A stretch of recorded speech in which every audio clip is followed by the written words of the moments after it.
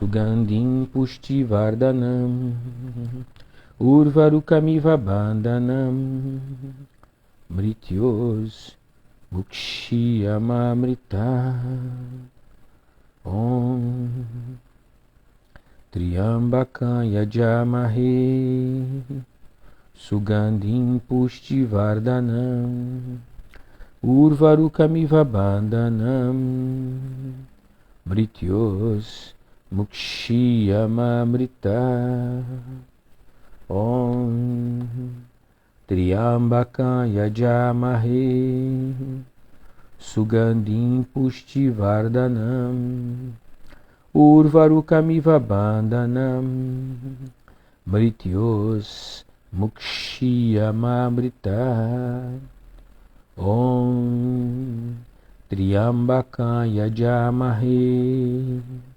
Sugandhim Pushtivardhanam Urvarukamiva Bandhanam Mrityos Mukshiyamamrita Om Triambakam Yajamahe Sugandhim Pushtivardhanam Urvarukamiva Bandhanam Mrityos Mukshiyamamrita Om Triambakam Yajamahe Sugandhim Pushtivardhanam Urvarukamiva Bandhanam. Namastê! Saudações, Eliane. Saudações, Romina. Mrityos Mukshiyamamrita. Como é que tá o som? O som tá legal? Vocês estão conseguindo me escutar bem?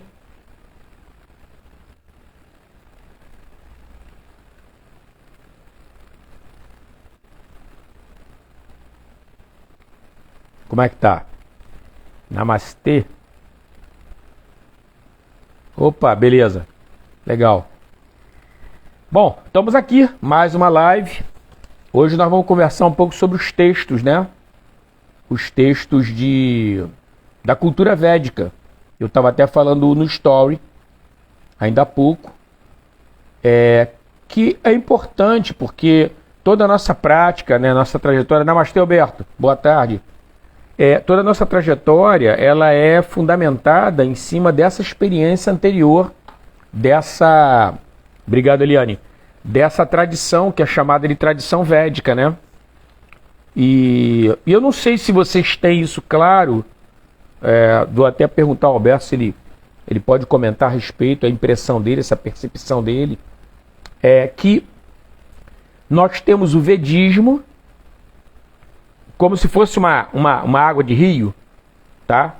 O vedismo, ele cai dentro do brahmanismo. E aí vira brahmanismo. E aí, esse movimento do brahmanismo termina gerando o que nós conhecemos hoje como hinduísmo. Uma coisa vai entrando na outra. São eras, são muitos e muitos séculos. E é natural. O ser humano vai mudando, suas necessidades também, tecnologia e tudo. A linguagem, a maneira de entender o mundo, e é natural que esses movimentos comecem a sofrer também modificações, né? Da mesma maneira que por exemplo, o cristianismo, né, que é muito presente aqui no Ocidente, ele foi mudando, né? Tanto que algumas pessoas, quando querem se referir a esse primeiro cristianismo, aquele cristianismo mais próximo dos ensinamentos de Jesus, eles chamam isso de cristianismo primitivo, né? Usam essa expressão. Bom, de qualquer forma, as coisas estão interligadas e quanto mais próximo da tradição nós estivermos,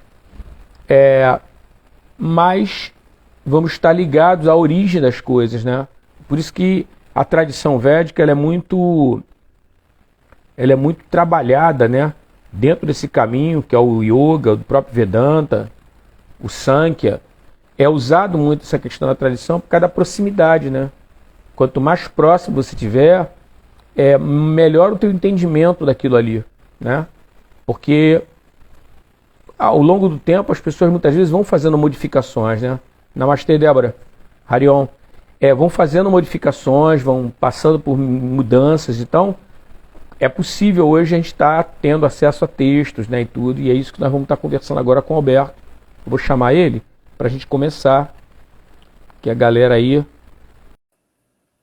já deve ter almoçado, pessoal, né? Acredito eu.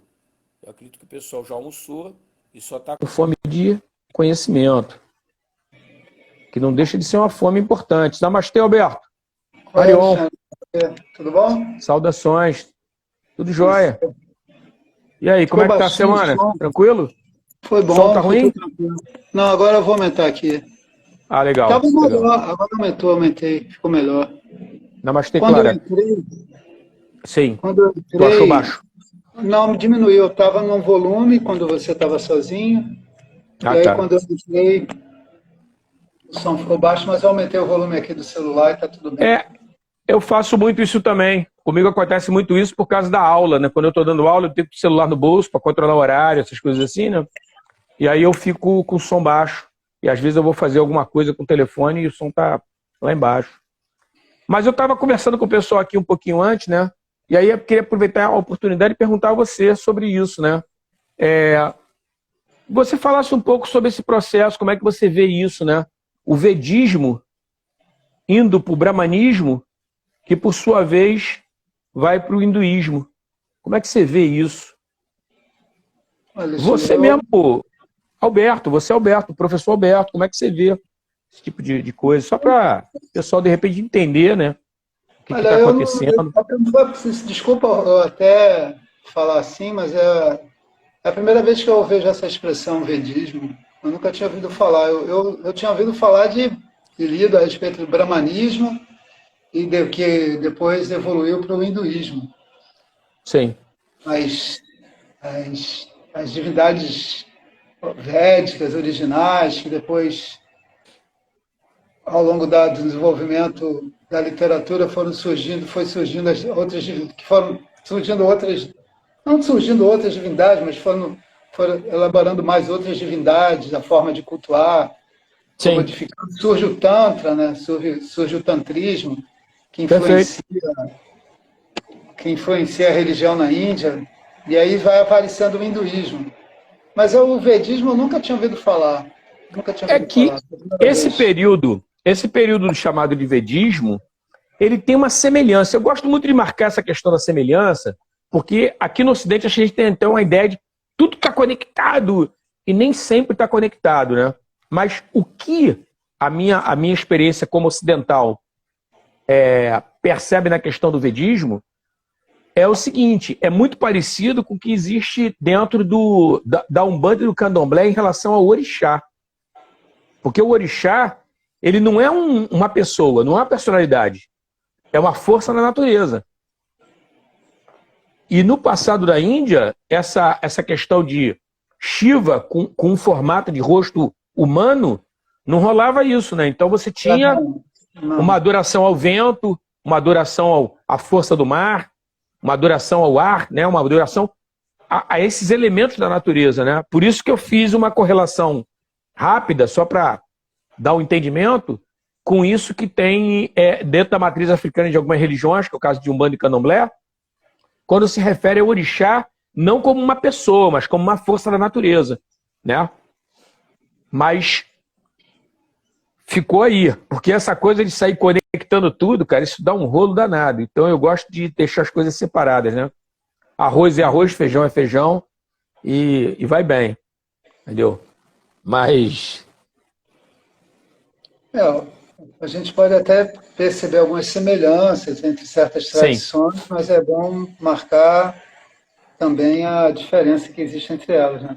Senão não seriam duas tradições diferentes. Não é perfeito, isso? perfeito. Dizer que tudo é a mesma coisa. E até porque a Índia tem muitas escolas de pensamento, muitas religiões diferentes. Então, Perfeitamente, perfeitamente. não E é isso aí vai. até no Ayurveda se manifesta assim, né? Quando você É, percebe, por exemplo, escola de massagem, um exemplo, né? Massagem ayurvédica. As escolas do Sul são diferentes das escolas do Norte. A maneira de trabalhar, a maneira de perceber, entendeu? Então, são muitas possibilidades, né? Botar tudo como uhum. uma coisa só é reduzir muito. Eu não Mas vamos lá, sabia que Alberto.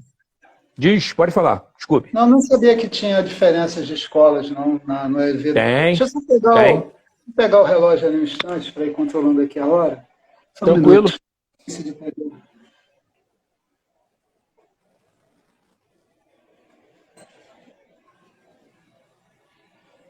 Olha só, vou fazer só um pequeno paralelo em relação à acupuntura, tá?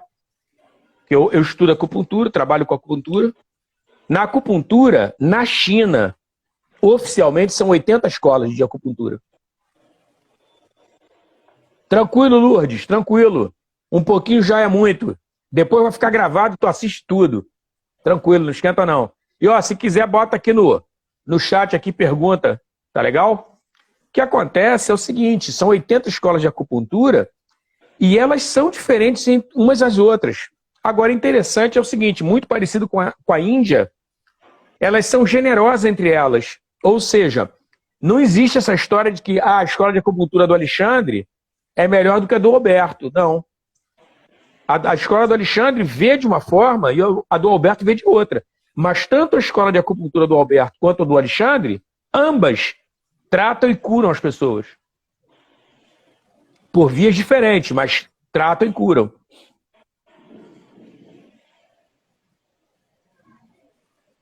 Então, eu vejo também que na Índia tem esse aspecto, né, de escolas de pensamento diferentes, mas uma não se contrapõe necessariamente à outra, né? Uma não anula a outra, né? Elas terminam até se complementando, né? Uhum. Tem uma maneira que a Índia vê a si mesma, né? E tem uma maneira que os historiadores, os cientistas enxergam a Índia. De duas maneiras diferentes. Em relação, por exemplo,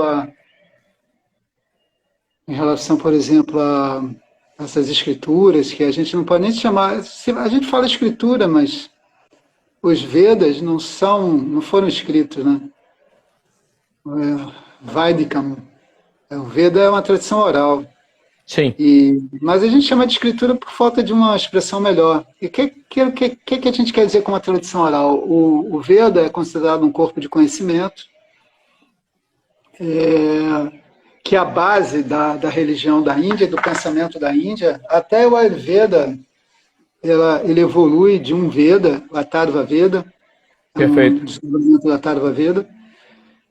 E existe muito conhecimento ali, conhecimento de astronomia, astrologia, muita coisa está dentro ali do Veda, que é considerado um corpo de conhecimento. E esse corpo de conhecimento ele é mantido oralmente, ele é memorizado. Ele é escrito em forma de versos, né? Mantras são os versos das Upanishads, dos Vedas de modo geral.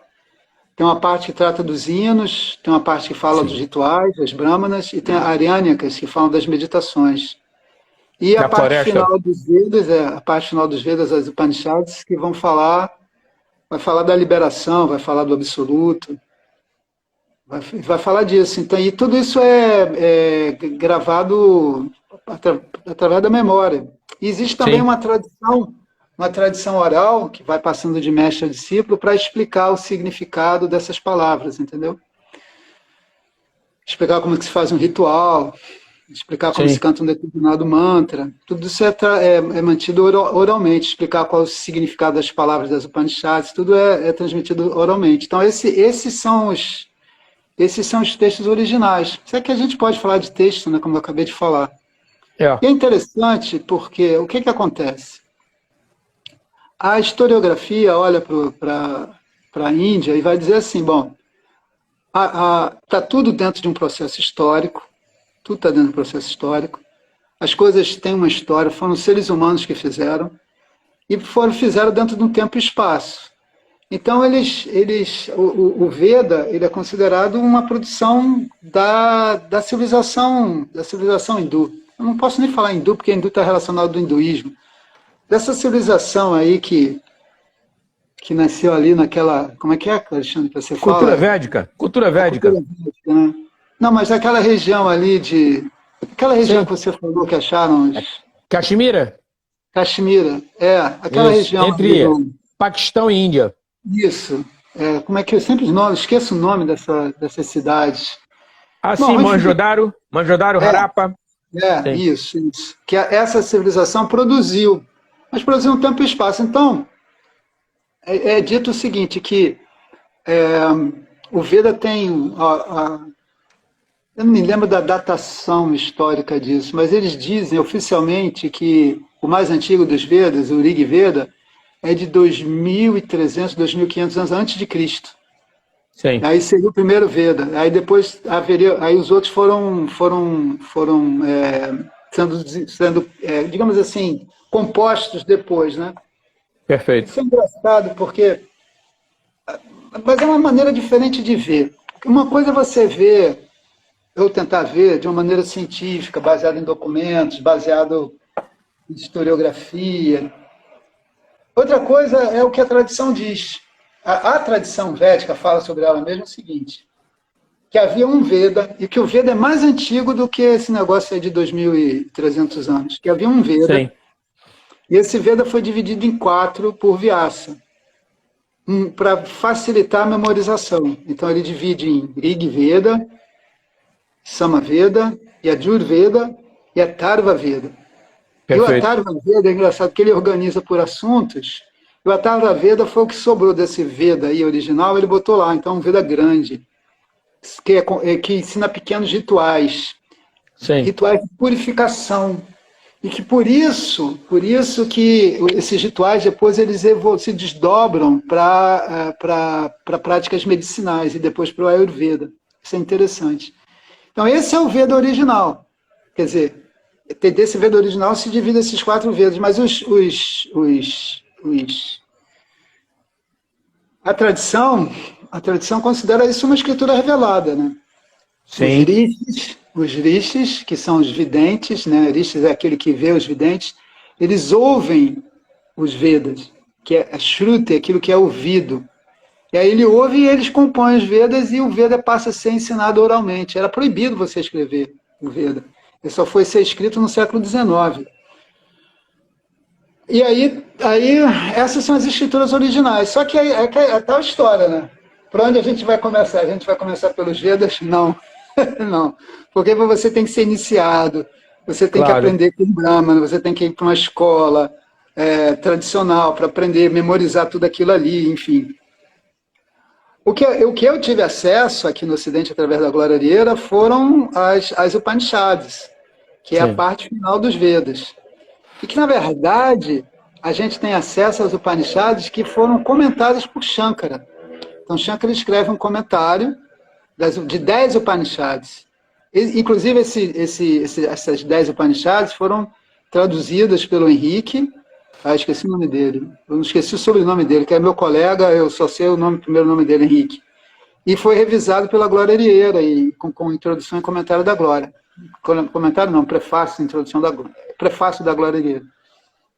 E esse texto está pronto. Então, se a pessoa quiser ver, ter acesso a uma parte desse conhecimento tradicional, tem esses textos escritos aí. Os Hare Krishnas também traduziram alguns textos. Eu sei que tem o Isha Upanishad, está traduzido pelos Hare Krishnas. Os Hare Krishnas traduziram, existe em português algumas Puranas traduzidas. Porque o que é Purana? A Purana são as histórias dos deuses, né? Dos deuses. Mas aí, não mais dos deuses tradicionais, de Vai, que é o vento, Agni, os reis dos deuses, não. Surgem ao longo da...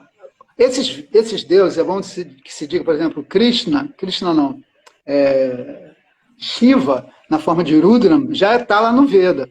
Mas aí, baseado no Veda, eles começaram a compor a história dos Devatas, dos deuses, dos Asuras, e essas histórias são chamadas de Puranas, que tratam da história de Shiva, de Vishnu, de Krishna. O Hare Krishna traduziu um texto sobre a história de Krishna, esqueci o nome da Purana. Porque os Puranas, eles são uma forma de você ensinar esse conhecimento tradicional de uma maneira mais assim palatável, porque você vai contando história Você vai Lúdica, contando né? história. Exatamente, você vai contando história e aquela história vai transmitindo um conhecimento que é o conhecimento tradicional. Então, apesar Sim. das Puranas terem sido compostas depois, ele está dentro da tradição védica, por quê? Porque ele desdobra o conhecimento dos Vedas através da história dos diversos deuses. Né? Interessante. Shiva, É, Vishnu, Krishna. é mais ou menos como os gregos fizeram com a epopeia, né? Com as epopeias, né? O próprio Homero, ele conta uma série de episódios e ele vai passando nesses episódios uma série de conhecimentos ali dentro, né? É. Na forma de Sabe, história. uma coisa você perguntou de textos bons para começar a ler, são exatamente as epopeias hindus. Ramayana, que conta a história de Rama, Sita, combatendo o demônio. Ravana, tinha Ravana que rouba a Aí, esposa ó, de Sita, pessoal, já vai anotando rouba, aí, ó. Já vai anotando. rouba a esposa Foi o de... primeiro sequestro, né, que se sabe, né? O primeiro Não, sequestro. não, não, coitada das mulheres. As mulheres são sempre sequestradas, abandonadas, elas sempre sofrem nessas histórias, meu Deus. Então, Ravana, que era um demônio terrível, na verdade era uma sura, ele rouba a esposa de Irama. Irama tem que correr atrás do prejuízo, buscar a esposa de volta. É uma história legal porque aí aparece Hanuman, que é o deus Hanuman. macaco, que ajuda Rama a combater esse demônio, que era terrível. Você cortava uma cabeça, nascia outra, ele era um demônio terrível. Que vivia numa ilha, que acho que era a ilha de Sri, Sri Lanka. Sri Sri Lanka, Lanka, é. A Ilha de Sião, é isso aí. É. é. Então tem essa história bem legal, uma coisa que dá para ler, que aí vários ensinamentos são transmitidos aí. E o Sim. famoso Mahabharata, né? A grande Mahabharata. Índia, né? É A a palavra grande Bharata Índia. é Índia, né? É, Índia. Mahabharata, que, olha que coisa incrível. Mahabharata é uma epopeia maior do que a Ilíada e a Odisseia juntas. Você pega, Caraca. junta a É Ilíada e a como. Odisseia, o Mahabharata é maior. É um caminhão, né? De informação, né? Um caminhão de Impressionante. E conhecimento. ali tem muito ensinamento. Se diz que o que não está no Mahabharata não existe. Porque ele pega, justamente, o Mahabharata pega esse conhecimento dos Vedas e Abre. mostra isso na... E o Mahabharata tem uma coisa muito legal, que no meio do Mahabharata tem o famoso diálogo entre Krishna e Arjuna, né? Quando Krishna Sim, no meio de uma... Porque sim. o Mahabharata é uma história de uma dinastia, uma sucessão dinástica, né? Tá certo isso? Tá Dinástica, certo. sucessão Tá dinástica. certo. Tem um Tem usurpador problema. ali, tem um usurpador que é o Duryodhana, que ele usurpa o trono. Sim. E aí, por causa disso, Duryodhana ele diz assim, olha, eu não vou devolver o trono, se vocês quiserem que venham buscar aqui, eu só entrego se houver guerra. Aí teve Sempre que tem haver uma um. guerra. Sempre Sempre teve tem uma. tem uma traíra, né? Tem uma traíra para criar um problema, né? É. Enfim, o filho mais velho do rei era cego. E ele não podia ser o herdeiro. Então, outro filho é que foi, o Pando. Pando é que foi. Pando que foi o sucessor. E Duryodhana, que era filho desse rei, Dhritarashtra, ele nunca se conformou com isso, que os primos dele seriam os sucessores do trono. Então ele deu um jeitinho ali de exilar os primos e assumir o poder, né? E aí esses primos iriam voltar eles voltaram como é que é? Exigiram o trono de volta, né? Reclamaram o Sim. Correr trono. atrás do Ele disse, não, prejuízo. Correr isso atrás do não, não vou. prejuízo. E aí que aparece Krishna. Krishna aparece nessa história. Krishna era primo de Arjuna, desses pandos, e era primo de Duryodhana também. E aí, enfim, aí tem essa disputa. Tem uma guerra para ver quem é que vai assumir o poder, né? Quem vai se Duryodhana ia conseguir manter o trono, ou se Arjuna e os irmãos iam conseguir reaver o trono de Assumir. volta. Então, aí é na famosa Batalha de Kurukshetra. Aí quando os dois exércitos estão um na frente do outro, só um detalhe. Arjuna, ele lutava num carro de combate, né? Com cavalos e... Uma biga. Os carros Sim. puxavam tipo uma biga, mas era Sim. mais elaborado, porque tinha o cocheiro e aqui atrás ficava o arqueiro. Então ele lutava ali de cima tirando as flechas. E quem era o cocheiro era Krishna, ali por várias... Não vou explicar isso tudo, Krishna era o cocheiro. O E aí condutor. Arjuna chega, o condutor. Aí Arjuna chega para Krishna e fala, Krishna, coloca o carro de combate ali na frente do exército inimigo para que eu possa ver com que eu vou lutar. Aí quando ele fica de frente para o exército inimigo, ele vê ali o mestre de arma deles, ele vê ali o tio, avô dele, ele vê todos os parentes que estavam ali, até o irmão dele estava ali também do outro lado. Aí ele começa a pensar, será que eu tenho mesmo que matar essas pessoas? E aí ele entra em crise e no final ele pergunta assim, Krishna, o que vai me fazer melhor? O que é o bem? O que de fato vai me conduzir à felicidade? Sair embora, deixar tudo sair, lutar, vencer, mas será que matar essas pessoas de fato vai ser o melhor a fazer? Aí ele pensa assim, o que é o melhor? O que é o bem? E aí ele pergunta a Krishna isso, né? Aí Krishna dá um sorrisinho assim, meio maroto, e fala, tipo assim, agora que tu me pergunta isso, né? Tá, tudo bem, eu vou responder. Aí ele responde, ali no meio da batalha ali. E essa resposta veio na forma de 700 versos, que é conhecida como a Canção do Senhor, que é a famosa Bhagavad Gita, É um texto excelente, porque a Bhagavad Gita vai trazer a essência da Upanishad, vai explicar o que é o bem, o que é a liberação, o que é isso que a gente busca tanto. E ele vai explicar. E na Gita, isso que é interessante, a Gita vai falar desse conhecimento da liberação, mas vai falar também de práticas, de um estilo de vida que a gente caracteriza como yoga, né? Então, a Bhagavad Gita é um bom texto para ler, que vai mostrar tanto esse conhecimento tradicional das Upanishads, como também o conhecimento de yoga que está relacionado com a Upanishad, mas que também está ligado a uma tradição oral que aparece ali escrita na Bhagavad Gita. Muito interessante isso. A Bhagavad Gita fala de muitas coisas. São 700 versos. São 700 versos. É um texto muito material com 18 capítulos. Agora, é pena que a gente não tem isso, né? Pena que a gente não tem isso. O legal mesmo seria que a gente pudesse ler os comentários de Shankara sobre as Upanishads e sobre a Bhagavad Gita. Mas a gente não tem. Só quem tiver ler inglês pode comprar esses textos aí com comentário e poder ler. Porque a gente está falando aqui de introdução para leitura, tudo bem, mas na verdade esses textos, as Upanishads e a Bhagavad Gita, tem uma escrita, digamos assim, hermética. E é preciso de alguém que tenha estudado dentro dessa tradição, dessa linhagem oral, de oralidade, para poder dizer qual é o significado da palavra, porque às vezes a palavra muda o significado de acordo com o contexto, entendeu? Então é muito importante isso. Perfeito. Agora, na tradição de Vedanta, né, nessa tradição de Shankara escreveu vários livros famosos também, Vivekachudamani, não sei se você já ouviu falar.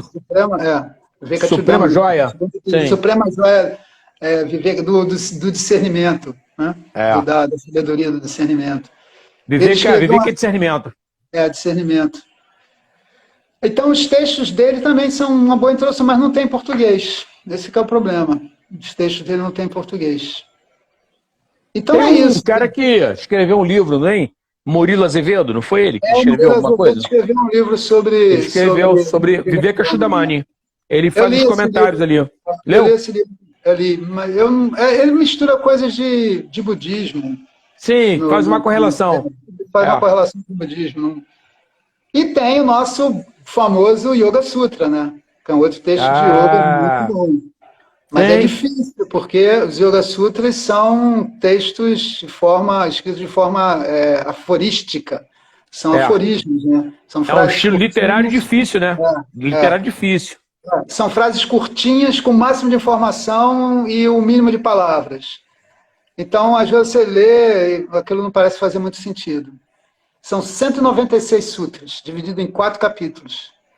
Também é um bom texto é um texto básico para a compreensão da prática da yoga, ou do yoga. A Bhagavad Gita, os Yoga Sutras, sim, as Upanishads. Mas esses textos, aí é que está. Eles precisam de alguém que possa ensiná-los, né? Alguém que possa ensiná-los. Agora, ler o comentário de Shankara pode ser que ajude, mas não é uma leitura também muito fácil. Não é uma leitura muito fácil. Mesmo o comentário, né? Mesmo o comentário não é uma leitura lá muito fácil. É uma leitura que as pessoas também possam estranhar. Thaís está perguntando se Tattva Buda é uma boa leitura. Tattva Buda tem lá o nome de Shankara, mas parece que não foi Shankara que escreveu, mas Tatuapôda é um texto iniciado, é um texto, como é que eu vou dizer? Básico. É um texto básico, que você tem os conceitos de Vedanta ali elaborados. Ele vai dando as definições. O que é isso? O que é corpo causal? Aí ele explica. O que são as bainhas? Aí ele explica. O que é o ser? Aí ele explica. O que é o karma? Aí ele explica. O que é mente? Aí ele explica.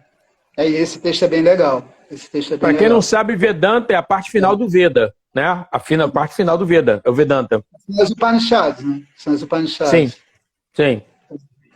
Vedanta são as Upanishads. Mas aí acabou que Vedanta acabou se tornando um Darshana, né?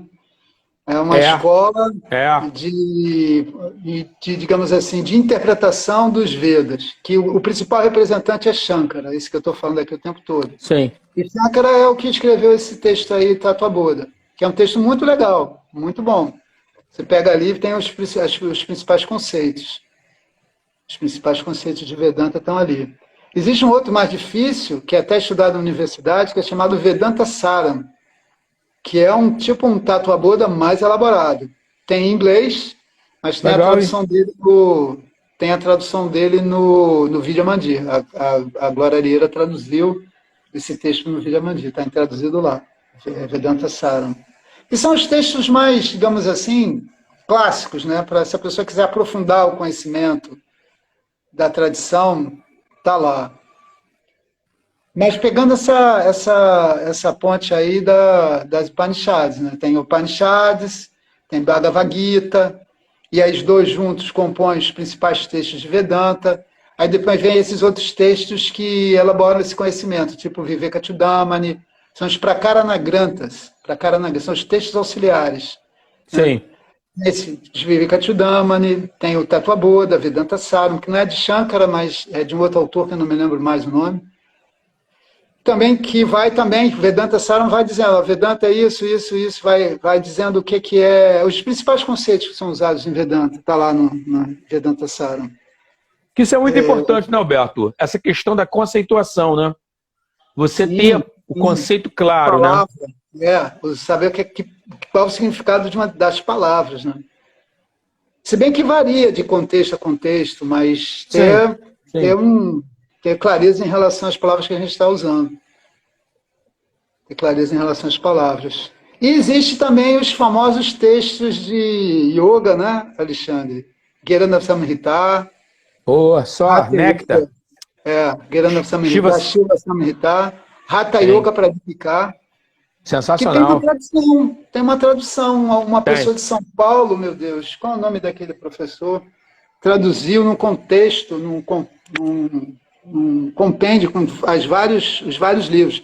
Shiva Samhita, Gheranda Samhita, Hatha Yoga Pradipika, e tem um outro texto. É Antônio Carlos o nome do rapaz, do cara? Ele, Antônio Carlos, é ele? Professor de São Paulo, ligado ao Kuvalayananda. Ele é ligado ao Kuvalayananda. Eu estou dando uma olhada aqui na biblioteca, porque eu tenho aqui um trabalho, se eu não me engano, é do Hatha Yoga Pradipika, de uma menina chamada Alicia Souto. Ela é argentina.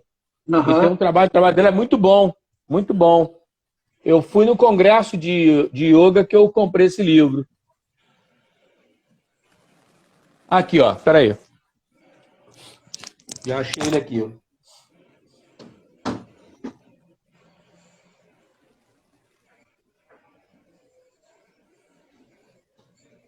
É isso aqui, ó. É um livro só sobre Hatha Yoga Pradipika? O trabalho é esse aqui, ó. Alicia Souto. A essência do Hatha Yoga. Agora eu aprendi, eu leio da direita para a esquerda. Olha, a Eliane está falando do Goraksha também. Muito bom. Esse livro eu não conheço, Goraksha Sataka, eu não conheço. Esse livro aqui da Alicia, ele tem a essência do Hatha Yoga. Ela conjugou o Hatha Yoga Pradipika, o Gheranda Samhita e o Goraksha Shataka. Shataka. Tá vendo? Ó? Então acho que aqui dá para ler melhor. Tá vendo? Dá para ler A melhor. essência do Hatha Yoga. Hatha Yoga. Ela condensou os três. E aí, na época, eu lembro que eu tava no evento, né? Aí, não vou ficar dando mole, né, cara? Gastando dinheiro à toa, né? Aí eu pedi a alguém lá, pô, que tinha comprado o livro. Posso dar uma olhadinha? Pode. Aí eu peguei, olhei, eu falei, pô, vou comprar esse livro. Aí, pá, comprei. Aí. Ela é muito bom esse livro. Muito bom. É da Editora Forte. Editora Forte. E o Marcos Rojo, ele faz uma adaptação técnica, né? Do trabalho. Porque é importante, Alberto, também falar o seguinte, olha só, eu acho, né? E aí você me corrige se eu estiver errado. Existem alguns tratados que eles são bem teóricos, mas existem tratados também que são muito práticos. Esses últimos que você falou sobre Hatha Yoga para explicar, né? São manuais técnicos, né? Uhum. Eles falam sobre uma conceituação, mas tem técnica ali dentro, né? Para você poder botar em prática, né? O yoga. Uhum. Uhum. E aí é tal história, né? Eles explicam assim de uma maneira bem sintética. Você precisaria de alguém para te ajudar também a entender aquilo. Aí existem os livros de mais recentes de pessoas que, como o Viveka, como que é o nome dele, meu Deus? Que foi aluno do... E hoje eu estou terrível, me perdoem, minha memória. Sexta-feira. É, sexta-feira. Viveka... Ai, meu Deus. Vivekananda, ele escreveu um livro sobre discípulo de Raja Yoga. Ramakrishna. Ele escreveu um livro sobre Raja Yoga baseado nas Yoga Sutras. Sim. Baseado nos Yoga Sutras. Ele escreveu um livro, 4 Yogas que conduzem à realização, onde ele fala de Bhakti Yoga, Raja Yoga, sensacional. Yoga e Karma Yoga, não é isso? Esse livro é muito bom. Karma Yoga. Muito bom, da Editora Pensamento. Sim. Ele é muito bom. Swami Vivekananda é muito bom. Ele é muito bom. Ele advogado, né? Foi advogado ele. Foi, não sei. Advogado. Ele foi aluno do Ramakrishna. Que o tem Louco outro livro de Deus. Muito bom também, né? É o Louco de Deus. Evangelho de Ramakrishna também é um livro bom. Rapaz. Isso é um néctar, né? O Evangelho. Evangelho de Ramakrishna. E também tem os livrinhos do Ramana Maharishi. Ramana Maharishi escreveu 2 livros. Sim. Ele escreveu 2 livros. Falamos ele no outro, tem 2 lives, né, que nós falamos sobre ele. Quando a gente estava falando sobre o Paul Bruton, né? Ele teve contato com o Paul Bruton, O Padesha Paul Bruton foi procurar ele, né? Paul Bruton. Isso. Ele tem um livro chamado Upadesha Saram, onde ele faz a essência do ensinamento. É um livro muito bom, escrito, traduzido pela Glória Vieira, Upadesha Saram. E tem um outro mais difícil, que eu esqueci o nome, mas marca esse nome aí, Upadesha Saram, a essência do ensinamento, Ramana Maharishi. Muito bom mesmo. E tem os livros também de Swamiji, né? Swami Dayananda. Swami Dayananda escreve um livro muito bom, O Valor dos Valores. Bom pra caramba. O Valor dos Valores, baseado no capítulo 13 da Bhagavad Gita, se não me engano, onde ele fala dos valores, quando Krishna fala dos valores e Swami Dayananda faz um comentário sobre os valores, que é o capítulo que fala sobre Jnana. O engraçado, né, que os valores são chamados de Jnana. Jnana é um conhecimento. Como assim os valores é o conhecimento? É porque esses valores, uma vez que a pessoa tenha de posse desses valores, saiba do valor dos valores, e, portanto, possa, assim, a partir disso, vivê-los, isso vai tornar a mente mais, digamos assim, apta ao conhecimento de si mesmo. Muito interessante isso. Uma visão diferente, né? Esse livro do Swami Dayananda, ele tem um livro, Swamiji também tem um livro sobre meditação, sobre japa. Japa, sim. Já li esse livro também de japa dele. Muito bom. Muito bom. Qualquer coisa que você... Eu não leio inglês, isso para mim eu sou meio analfabeto. Mas qualquer coisa que você tiver do Swami Dayananda pode ler, porque é excelente mesmo.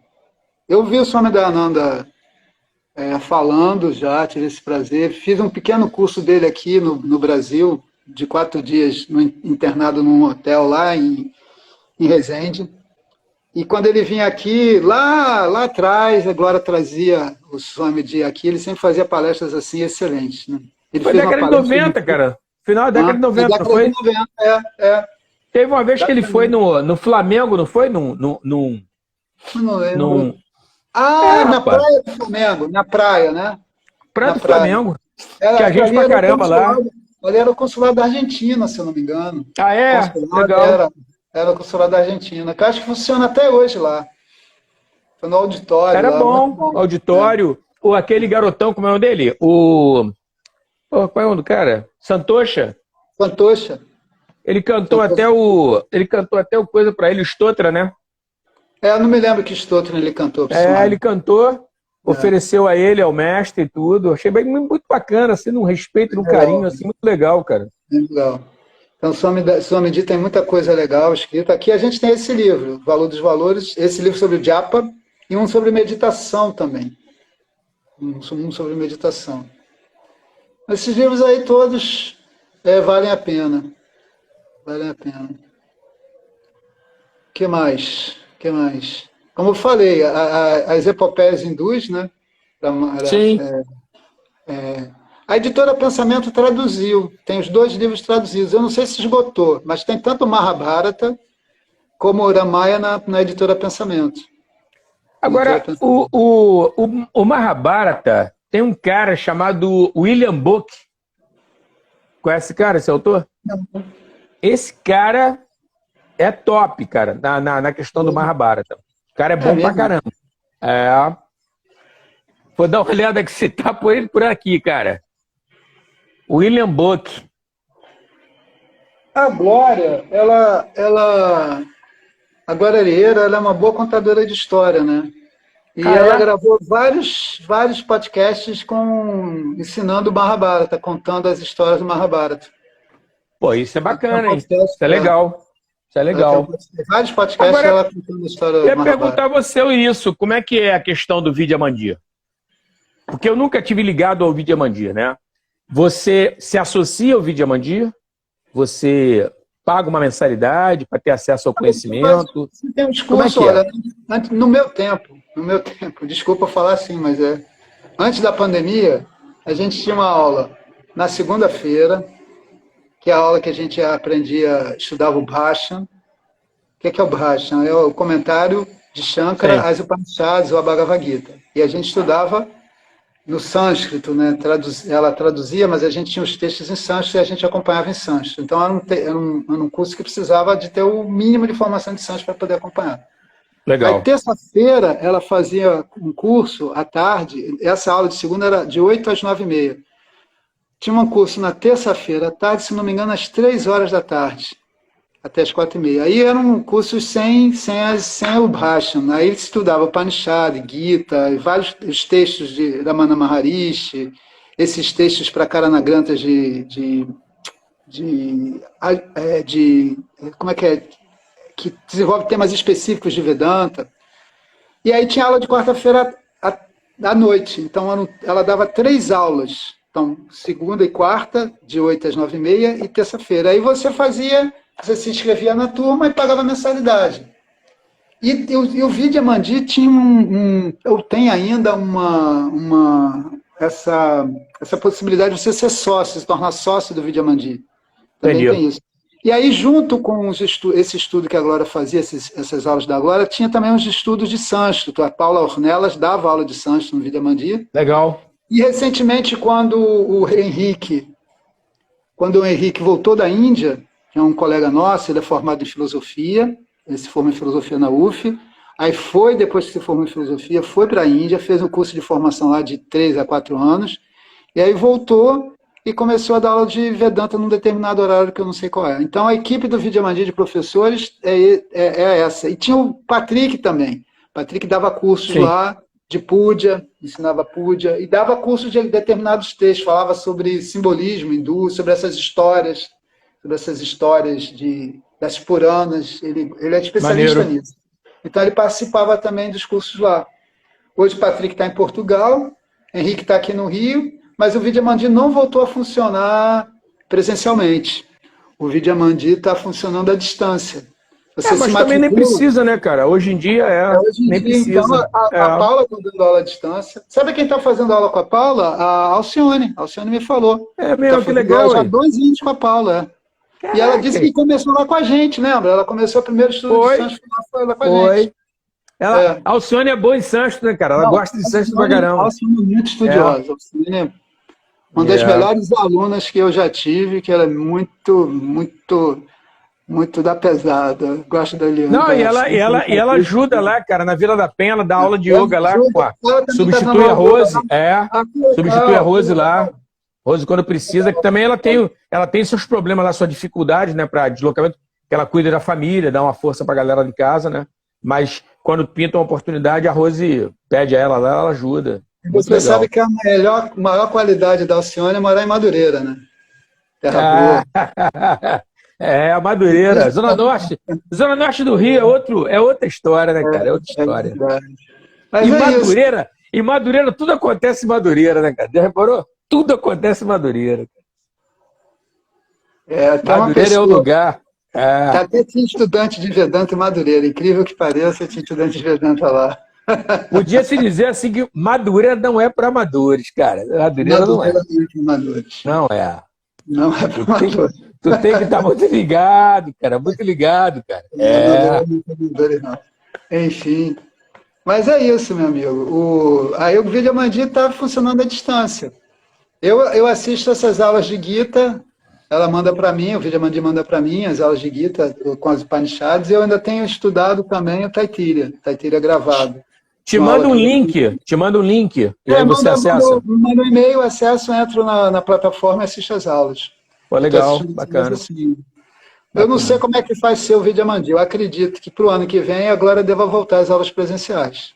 Eu também não sei se eu vou poder fazer no horário, né? Eu não sei. Tudo mudou com a pandemia, né? Tudo Cara, mudou uma com a pandemia. rearrumação, né, cara? Uma rearrumação. Hoje eu estava conversando com os alunos, cara, eu li um pensamento lá, e aí eu estava falando sobre o Dole 1, Dole 2, Dole 3. Tu deve lembrar desse pensamento.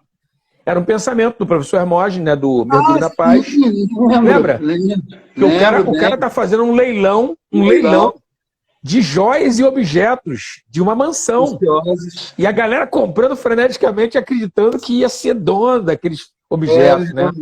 Como é que é, meu Deus? Como é que é aquela palavra? Dole 1 a Dole 2, Dole 3. É Vendido. seu, é seu, É é seu. seu. É. Agora não me lembro mais, mas é exatamente isso. Pessoas frenéticas, Comprando. iam dando seus lances, comprando adornos e objetos de adorno. Não, Se joias e algum objetos de adornos. se alguém um dia acreditou que era dela. Supusera É, ser seu. acreditou ser seu. É. Aí eu Essa estava foi falando com boa. o pessoal sobre essa questão da impermanência do universo. Eu falei, cara, o nosso universo ele é impermanente, por isso ele é instável. Você não pode querer estabilidade num lugar, numa situação que é instável, cara. Agora, lembrando do professor Hermógenes, o livro eu sempre tenho que dar a César o que é de César, a Deus o que é de Deus. Né? Aquele livro do professor Auto-Perfeição com Hatha Yoga é um excelente livro. Sim, muito bom. O livro Yoga Yoga para Nervosos também é um excelente livro. Outra obra E aí, fantástica. lembrando também do professor Hermógenes, a gente não pode esquecer também de Shivananda, né? Os livros de Shivananda. Shivananda Sim. tem livros sobre Hatha Yoga, sobre Tantra Yoga, que não tem tradução em português, mas tem tradução em espanhol e reescrito em inglês. Tem. E tem um livro muito bom traduzido para o português, que é de um discípulo do Shivananda, que é aquele Swami, meu Deus. Vishnu Devananda? Não, tem o Vishnu Devananda, que ele tem o livro de yoga e um livro sobre meditação e mantra. Um livro sobre meditação Esse eu não conheço. Esse eu não conheço, não, Vishnu Devananda. Meditação Não conheço. Vishnu Devananda. E nesse livro aí, ele tem um comentário sobre as Yoga Sutras. Ah, é? De meditação e mantra? Meditação e mantras. E ele tem vários mantras, ele traz vários mantras, inclusive o Gayatri está lá. Malinheiro aí. Deixa eu lembrar desse nome. Vocês me perdoem aqui, eu vou sair só para pegar, porque eu tenho que lembrar. Tranquilo, vai lá. Eu seguro o pessoal aqui. Eu seguro o pessoal, vai lá. Gente, se vocês quiserem fazer alguma pergunta aí, fica à vontade, gente. Aqui é tranquilo, a gente está batendo papo, trocando ideia. O nome Mas do é importante que livro vocês participem. Participem. Satyananda Saraswati. Satyananda Saraswati. Aquele livro Ele, Asana Pranayama, Mudra e Bandhas. fantástico, Esse livro fantástico, é muito bom. fantástico. O cara Eu é vou muito bom, mostrar aqui, fera. está invertido, tá, gente? Vocês sabem, É. né? Tem ele em português e tem em inglês. Tem os dois. Esse livro é excelente. Esse livro é excelente. E ele também tem um texto sobre os Yoga Sutras, ele traduz os Yoga Sutras e comenta. Você me deu esse texto xerocado, lembra? Lembro? Lembro. Então a gente pode encontrar os Yoga Sutras com tradução e comentário. Tem a tradução e Sim, comentário do BKS Iyengar, tem. tem a tradução e comentário do Taimini, Ciência do Yoga também. Cara, Ciência do Yoga. olha só. Tem o Swami Satchitananda. Satchidananda. Esse Legal. é muito bom. O que acontece é o seguinte, cara, eu acho fantástico os dois livros, mas, cara, na minha opinião, o do Taimini é um cara que é um monstro, cara. Ele é um monstro. E ele é da teosofia, né? Ele é da teosofia, mas ele é um cara muito ligado à tradição, né? Muito ligado à tradição. A tradução desse texto é muito boa. A tradução do sânscrito é muito boa, muito boa. Eu não, vamos dizer assim, por conta da minha formação em Vedanta, eu olho com cuidado a visão teosófica. Eu não concordo com algumas coisas lá. Mas eu tenho que admitir que o livro é bem escrito, o livro é bom e a tradução do sânscrito é muito boa. Não é pouco boa, não, é muito boa. O do Taimini, né? Do Taimini. Do Taimini. Eu estou falando isso porque eu venho estudando Yoga Sutra há muito tempo, entendeu? E ele tem uma tradução muito boa do Taimini. Então, é um livro que as pessoas acham difíceis justamente pelo comentário que ele faz da teosofia, baseado na teosofia, mas o livro é bom. A tradução é boa. Entendeu? A tradução é boa. Ciência do Yoga. Para ajudar a galera, ó, o livro é esse aqui, ó, tá vendo? É esse livro aí. Esse livro.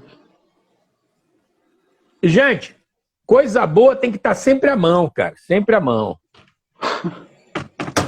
No alcance dos dedos. Vai estar longe, não. Tem que estar perto. Deixa eu só falar uma coisa aqui que eu lembrei. A gente está falando. A Glória traduziu também a Bhagavad Gita. Sim. A Bhagavad Gita em 3 volumes com comentário. Então, é um bom livro também. Tá.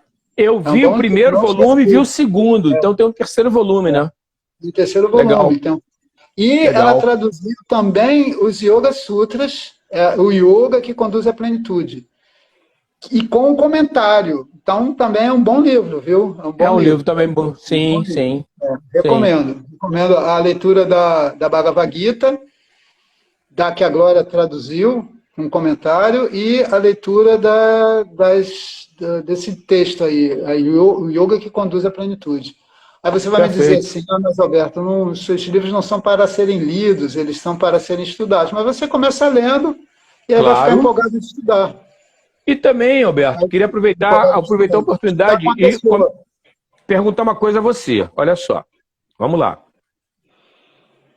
Eu li o livro, tá?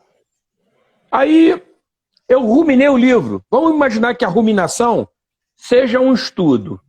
Eu volto a ler de novo, volto a ler o que eu já li, só que agora com mais cuidado, com mais calma, separando os pedaços.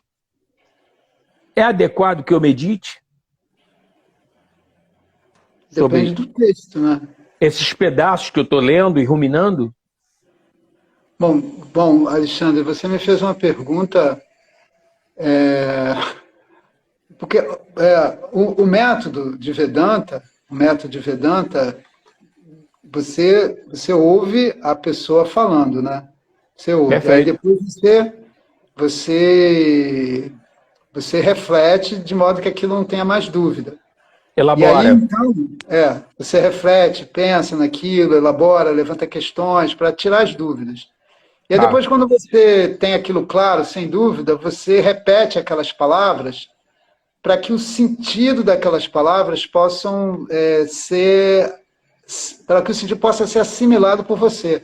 A meditação, nesse caso aí, é uma contemplação onde você contempla o sentido da palavra. Se contemplar no seguinte sentido, as palavras caem e fica ali o sentido. E aquele Perfeito. sentido, então, é assimilado por você. Mas isso é um estudo de Vedanta. Isso é um estudo de Vedanta. Agora, é interessante você falar isso, porque tem os estoicos, você mencionou os estoicos. Os estoicos, e o professor Hermógenes, ele fazia um pouco isso também, que é a meditação. A meditação sobre um princípio. Sei lá, não faça a sua felicidade depender de coisas que não dependem de você. Aí você Sim, compreende aquilo e em algum momento você deixa que aquele significado mais profundo penetre, seja assimilado por você, de modo que aquele significado ali possa influenciar no seu ponto de vista, na sua atitude diante da vida. correto.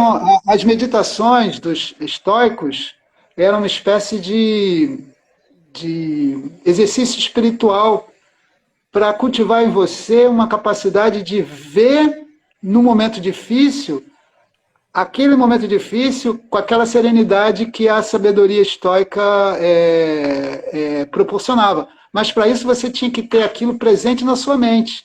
Então isso que você está falando é um método estoico de você... Como o próprio professor Hermógenes fazia um pouco isso também, que lembra que as aulas Sim, começavam... E não lembro. foi o professor Hermógenes, diga-se de passagem, isso é bom contar essa história. O Selenócrates era o nome do professor do João Batista. Ele começava a aula lendo um determinado pensamento e não Tá. explicava. E não explicava. Aí o João Batista começou a ler um determinado pensamento e explicava, fazia um comentário. E é assim que começou essa história, diante da aula, fazer uma meditação. Que é uma coisa Ah, bem entendi. religiosa, entendeu? Sim, foi o Aí João. foi o João. Aí, com o passar do tempo, começou a pegar os livros do professor Hermógenes, esses livros de pensamento, tipo Mergulho na Paz, um outro livro que eu aconselho também, Yoga Caminho para Deus, um outro livro que eu aconselho. Mas esses livros são livros, digamos assim, de sabedoria, são livros de Sim, meditação, para você justamente trazer uma reflexão sobre a sua vida, sobre o seu comportamento, sobre a sua maneira de ver, e meditar sobre aquilo e ver, poxa, isso faz sentido, isso é legal. E aí aquilo muda a sua atitude. Então, nesse sentido que você está falando de meditação, é você contemplar o significado daquelas palavras, de modo que perfeito. aquilo seja, digamos assim, inscrito na sua alma. Correto. Sócrates, Platão tem uma frase, uma carta que ele escreveu, que eu não me lembro mais o número dessa carta. Ele disse assim, olha aqui só, Platão escreveu livros maravilhosos, tá? Os diálogos de Platão. Aí ele falou, tudo que eu escrevi na minha vida foi brincadeira. Porque o que é realmente sério não pode ser escrito, só pode ser escrito na alma. O que eu escrevi, o realmente sério, o que vale a pena ser dito, é o que vai ser inscrito na alma. Entendeu? Então, o estoicismo tinha isso de inscrever na alma, de você meditar, compreendendo aquilo, meditar naquilo para aquilo ser assimilado profundamente por você, de modo que a sua reação na vida seja baseada naquela visão. Reação porque rapidamente você responde, entendeu? Mas você Sim. responde de uma maneira sábia, porque aquela sabedoria foi assimilada. Interessante isso, você fala. Então, nesse sentido, sim. Você É. compreendeu aquilo e você deixa aquilo ali ser assimilado por você. O Faek, numa aula muito interessante que ele deu para a gente, Faek é um professor de Iyengar Yoga, né?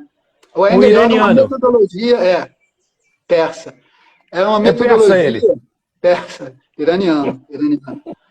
É uma metodologia de ensinar Hatha Yoga, cheia de detalhes, que a gente, nessa metodologia, você ensina ações internas para alinhar melhor o corpo na postura. Então, tem várias Certo. ações, e muitas dessas ações são opostas. Se contrapõe. Compacta a cabeça do fêmur, lá na pelve, compacta a pelve, e ao mesmo tempo levanta o arco do pé. São ações opostas. E aí o que ele fazia quando a gente estava fazendo Shavasana? Ele estava lá relaxado no Shavasana, ele ia relembrando Ele é relembrando aquelas instruções para a gente, justamente para a gente assimilar aquelas instruções, para não Bacana, hein? esquecer, para não esquecer. Bacana. Bacana isso, né? Ah, Ele era da pesada. olha lá. O, Thaís gosta. Ajustes ajustes finos. finos, ações É, internas, ajustes finos. E são é. muitos, né, Thaís? E a gente às vezes esquece. Aí no final Sim. da aula, o que ele fez? Botou a gente Shavasana e foi dizendo, para a gente ir assimilando aquilo.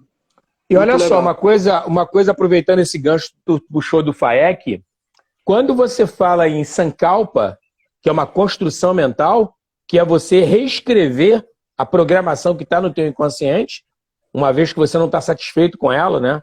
E aí é importante destacar que o nosso inconsciente, quando a gente toma um susto, ou seja, a gente é obrigado a tomar uma atitude, quem pula na frente é o inconsciente. Ele não passa pelo raciocínio, ele faz, né?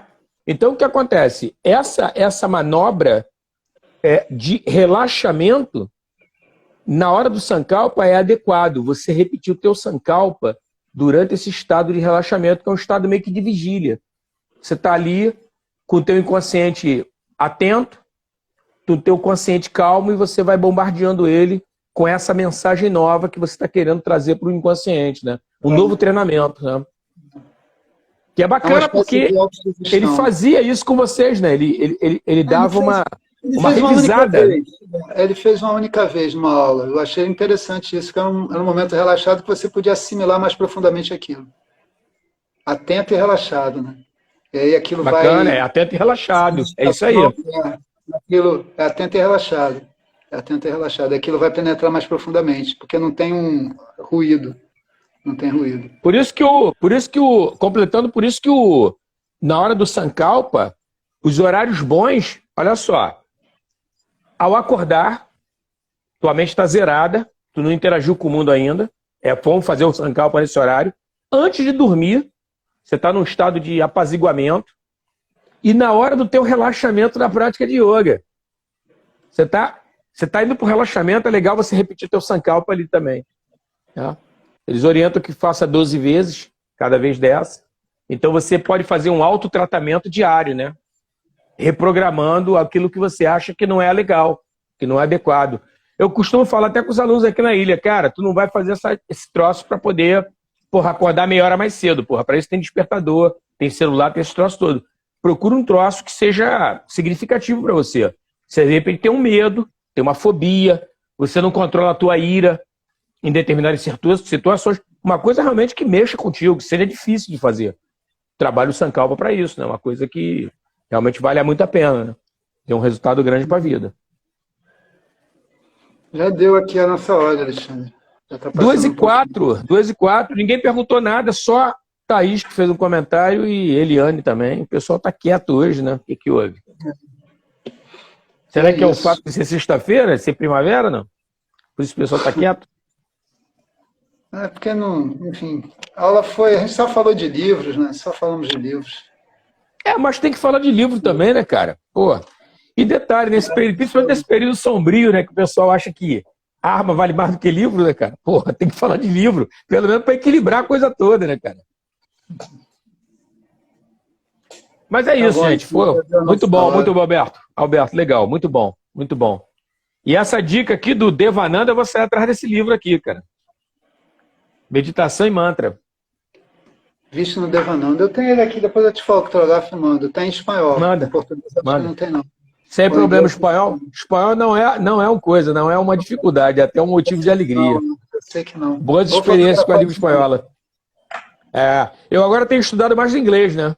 Para começar a ler livros em inglês, com Não, tá mais ótimo. regularidade. Inglês, tudo é inglês, tudo tá em inglês. Sim. Agora, o grande lance é alemão, né, cara? O alemão é sensacional, cara. Porque alemão, eu não sei se vocês sabem, é só uma curiosidade antes de terminar a live. Vocês sabem o que é enneagrama? Enneagrama. Esse NA é de 9. São 9 tipos de personalidade. 9. Tá? Só a gentileza da Thaís, cara. Você não deixa dúvidas. O que acontece é o seguinte, cara. Cada número dos 9 representa um tipo de personalidade, um tipo de temperamento. Não estou dizendo que todo alemão seja assim. tá? Porém, no Eneagrama, o número do alemão, da Alemanha, é número 1. O número 1 é o perfeccionista. Por isso que os tradutores alemães, cara, eles só publicam se tiverem certeza de tudo, cara. Quem é assim é a Glória Herrera. A Glória Herrera é perfeccionista. Ela é. Provavelmente no Eneagrama o número dela deve ser 1, o principal número. Que ela só publica se tiver certeza de tudo que está escrito ali, cara. Antes disso, não publica. Não tem pressa. A tradução é um trabalho muito, muito terrível, muito terrível. É muito difícil. Mas você vê que é um trabalho que você começa a confiar, né? Porque os caras têm essa energia. Fazer... Não, faz bem feito, meu irmão. Por que vai fazer meia boca? Sabe? Por que vai fazer na coxa? Por que tu vai fazer na coxa? Verdade. Não vai fazer. Faz legal, cara. Faz bem feito. E é muito importante isso, né, cara? Até pra gente, nós que somos professores de yoga, né?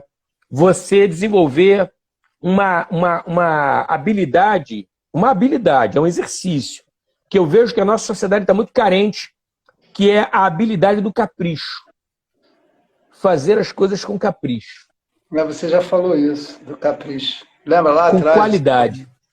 Com qualidade, cara. É muito importante, cara. É muito importante. Muito importante. Até porque tu não sabe amanhã depois, cara. Tem pessoas que vão ler teu trabalho, vão ver teu trabalho, vão ouvir teu trabalho.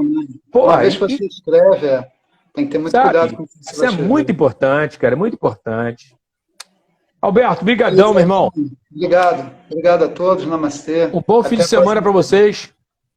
Entregar o nosso melhor. É isso aí, Thaís. Entregar o nosso melhor. É isso mesmo, cara.